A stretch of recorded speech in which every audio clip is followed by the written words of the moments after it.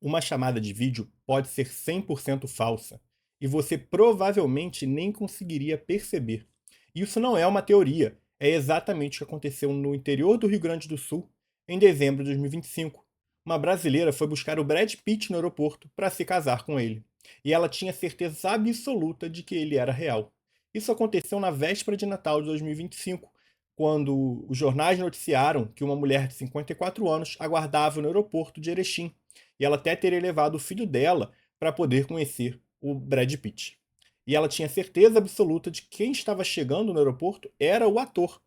A polícia a abordou e ela declarou com convicção que teria falado várias vezes com ele por videochamada.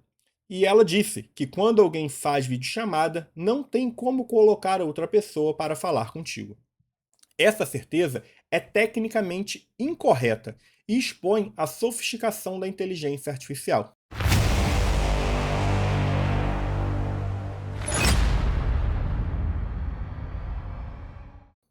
Bem-vindo ao Juris Hub. Eu sou Diego Barbosa, professor de Direito Digital e juiz de Direito.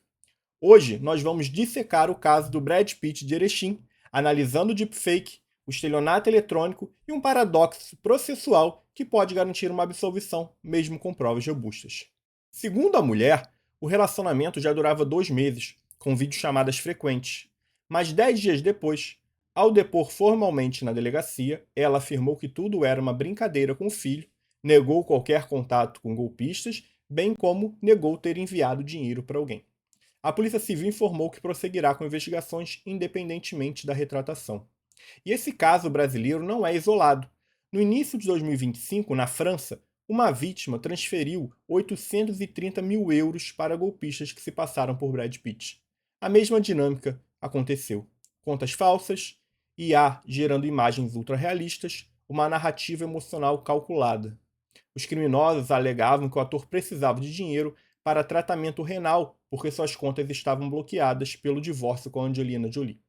A repercussão disso tudo foi tão grande que o próprio ator Brad Pitt emitiu um comunicado oficial dizendo que é horrível que aproveitem o forte vínculo entre os fãs e celebridades para prática de ilícitos. Mas como é que pessoas inteligentes acreditam estar conversando por vídeo com uma celebridade? A resposta aqui está na tecnologia do deepfake. Deepfake é uma tecnologia baseada em inteligência artificial que cria vídeos, áudios ou imagens falsas ultra-realistas. Ela substitui rostos, vozes e expressões. O termo combina o deep learning com o fake. Não é uma edição amadora que seja detectável a olho nu.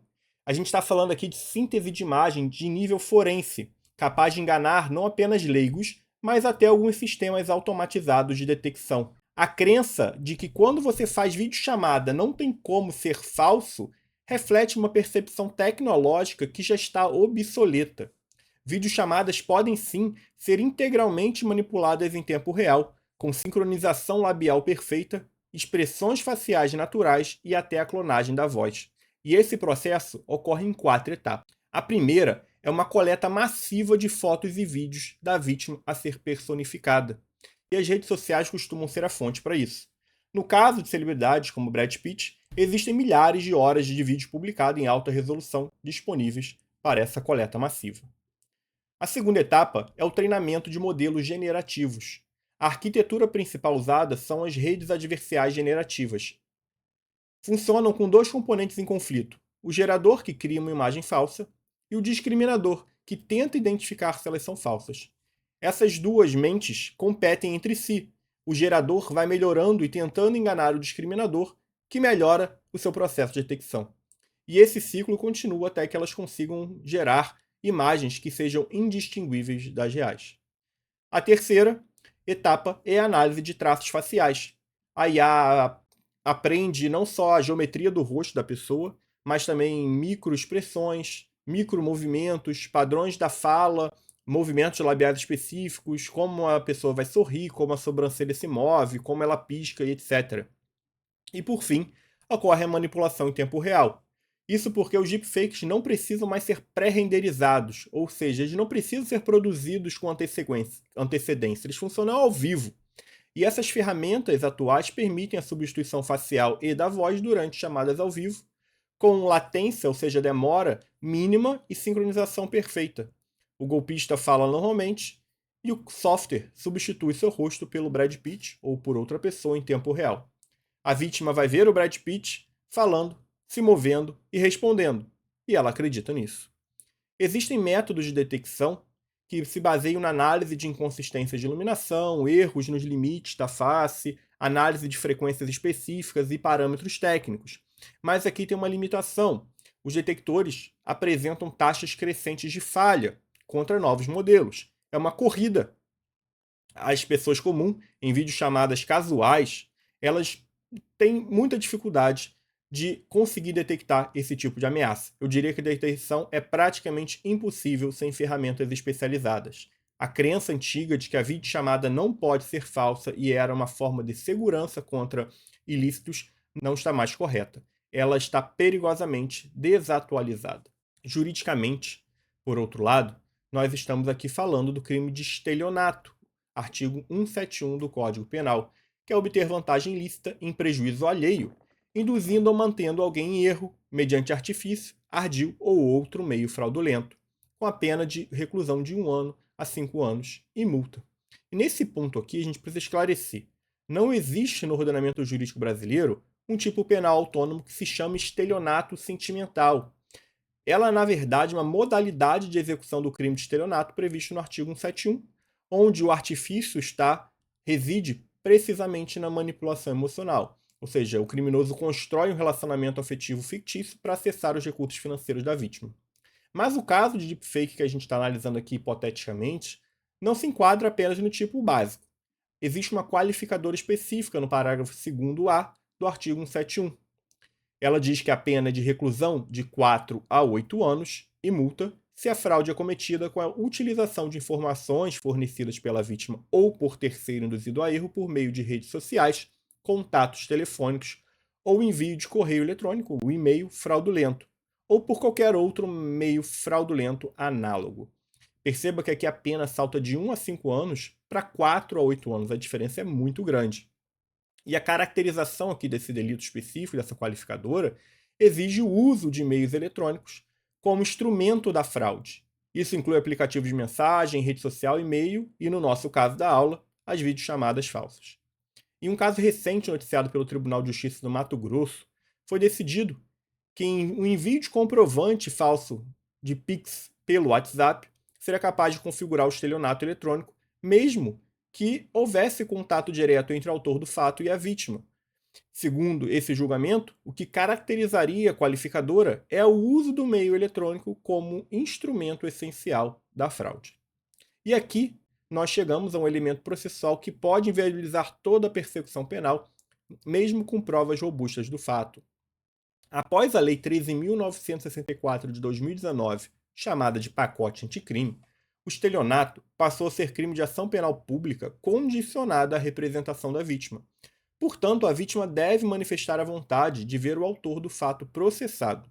Sem essa representação, o Ministério Público não pode nem oferecer a denúncia.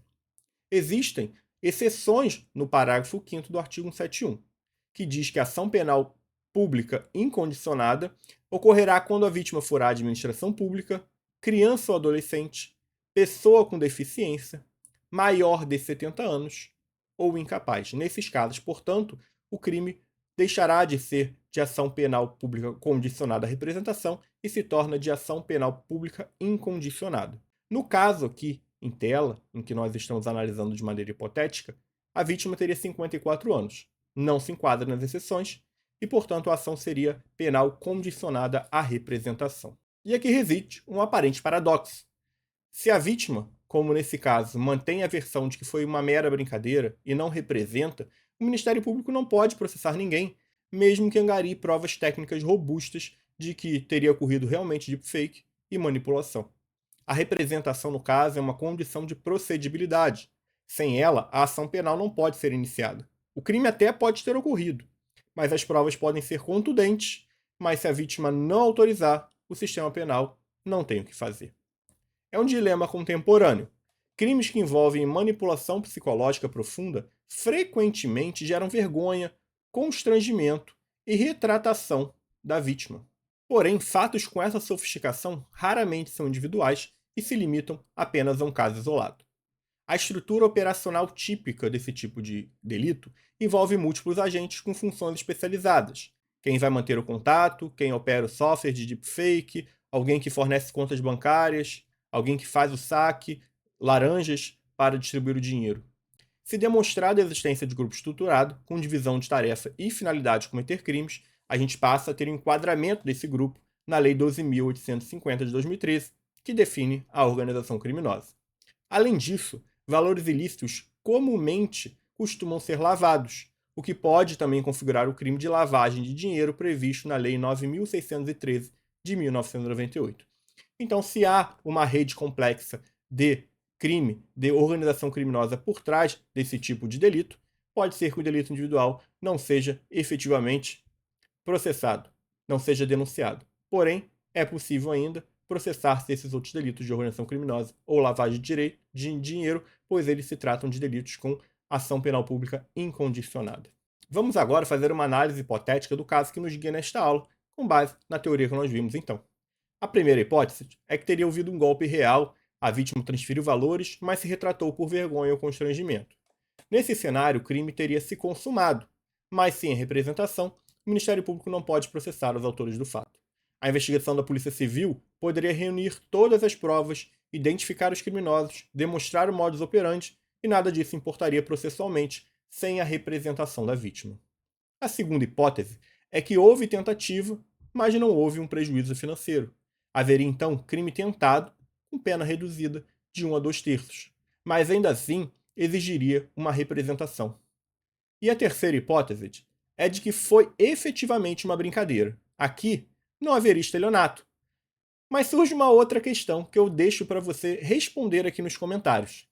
A conduta poderia configurar comunicação falsa de crime prevista no artigo 340 do Código Penal?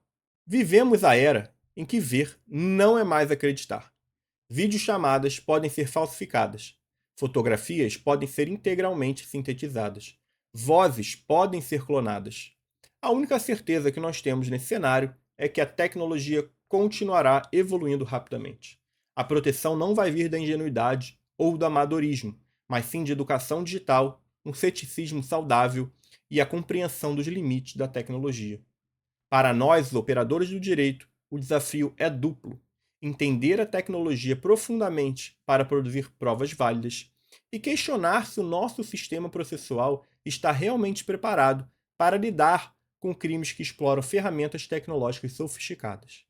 Se esse conteúdo agregou valor na sua prática jurídica, deixe seu like, inscreva-se no canal e ative as notificações. Compartilhe com colegas advogados, magistrados, promotores e qualquer profissional do direito que precise entender a interseção entre a tecnologia e o direito penal. Sou Diego Barbosa e nos vemos na próxima aula aqui no Juris Hub, o ponto de encontro entre direito e tecnologia. Até o próximo vídeo.